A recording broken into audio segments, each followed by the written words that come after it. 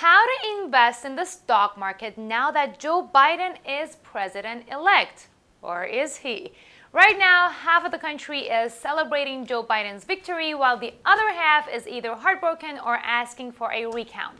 Regardless, as investors, we are only here to find out how we can make money in the stock market regardless of what happens to our reality TV show political system, right? But Kiana, Biden is going to ruin our economy! Are you kidding? Trump is going to create a civil war. Then Russia is going to attack us, and America as we know it won't even exist anymore! Stop it, stop it. There is no place for fear-mongering and conspiracy theories when it comes to creating long-term investment strategies. And that, my dear Invest Divas and Divos, is what we're going to talk about in this video. So in order to get you in the right mindset to watch the rest of this episode of the Invest Diva movement, let's play a little game, shall we? Put a finger down if you like to make money. Put a finger down if you understand that investing in anything at any time involves a risk of loss. Put a finger down if you believe the online financial markets are one of the best tools to create generational wealth and to make your money work for you. Put a finger down if you understand that investing is not a one-size-fits-all and you must create investment strategies based on your unique willingness and ability to take a risk. Put a finger down if after you watch this video and give it a thumbs up, you're going to attend my free masterclass by clicking on the link in the description area of this video if you're watching on YouTube, or by going to my bio if you're watching on Instagram to learn my exact investment method. All right, I know, I got a little bit carried away in the last one, but if you got all of your fingers down, you are my kind of people. Let's roll in the intro and unveil my strategies to invest in the stock market under Joe Biden, potentially. Let's go!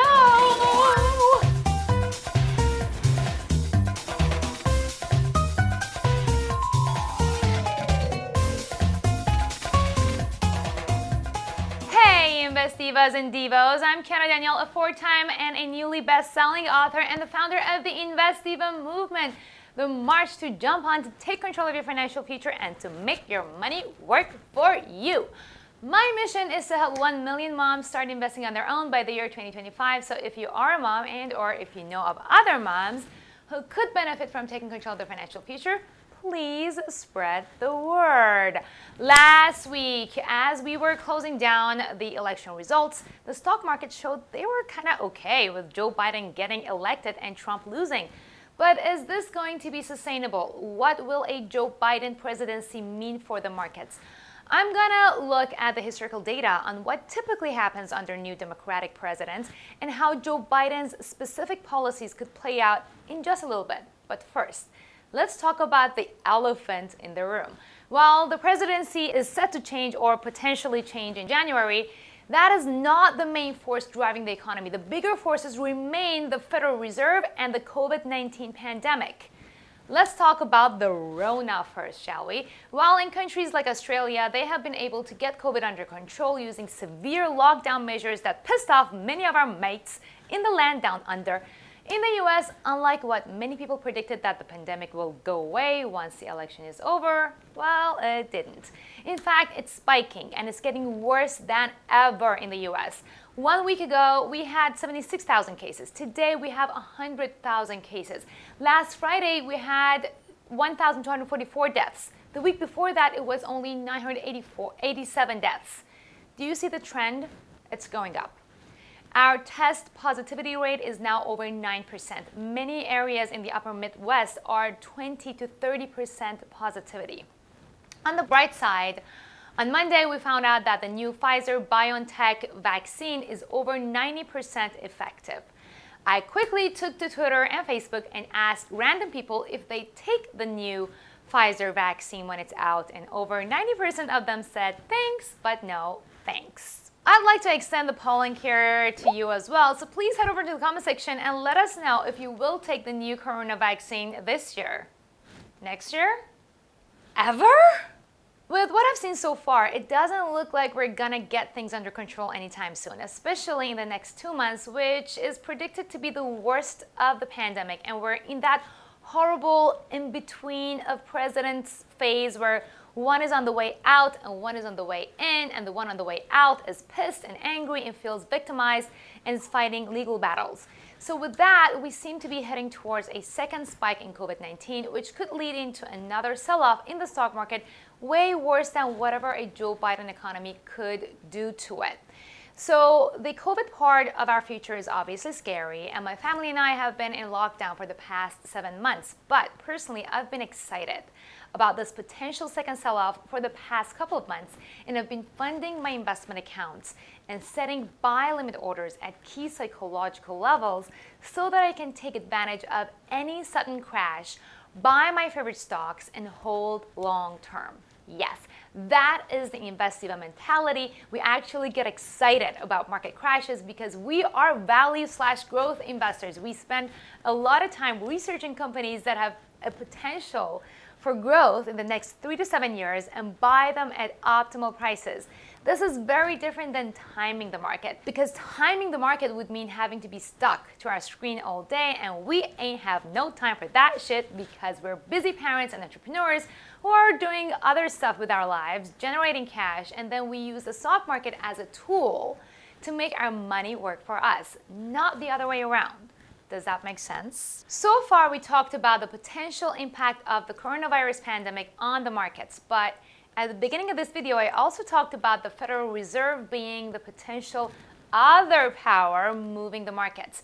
But what does that even mean? So the Fed's goal is to support the economy by keeping interest rates low and snapping up billions of dollars of bonds each and every month. First off, this means that investing your money in the stock market is one of the best decisions you'd be making about your money instead of keeping it in the bank, because all of the cool things the Fed will be doing to support the economy will lead up to inflation, which will devalue your money that is sitting in the bank.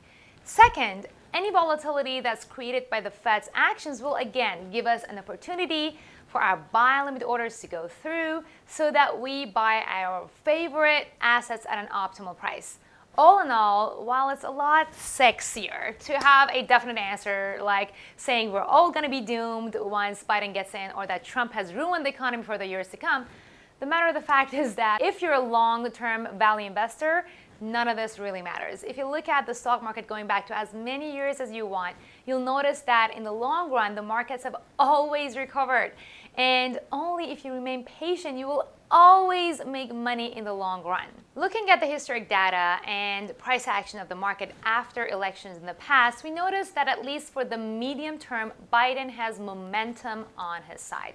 Since the year 2000, every time the S&P 500 was higher heading into election day, November and December came in green too. The first years of presidential terms have also been good ones. According to Lethal Group data, since 1986, they've seen average gains of 18.6%. One thing that could slow things down the road is Joe Biden's tax policy on big corporations and individuals that earn over $400,000. Unfortunately, that includes me, so I've been actively looking for ways to lower my taxes, and I've been interviewing my accountant too, so make sure you watch my previous and upcoming tax-related YouTube videos. The impact on the stock market would come from raising the corporate tax rate to 28%, imposing a minimum tax on U.S. companies, and raising taxes on the foreign income of many U.S.-based multinational companies. On the other hand, Biden backs tax incentives to encourage domestic manufacturing. My guess is these would show their impact on the announcements and then later during quarterly earnings of each company, mainly if the company doesn't deliver on expectations. But the impact would be in form of temporary pullbacks as opposed to a long-term sell-off. Again, that would be a good time to set buy limit orders to buy your favorite company's shares at an optimal price. On the flip side, we have a ton of uncertainties facing us in the next couple of months. What if Trump follows through with his lawsuit? What if they actually do a recount and Trump wins? What if Trump supporters won't accept the results even after court and we have a civil uprising? What if the second wave of COVID-19 is worse than the first one? What if everyone takes the vaccine, it has no side effects, and everything goes back to normal? As you can see, there are a ton of what ifs, especially as we have grown so divided as a country and many of us live in two different realities. That includes the investors on Wall Street, who basically are responsible for the daily ups and downs in the markets. For that reason, in my opinion, investing based on political views and what ifs is equivalent to buying a lottery ticket and hoping to win.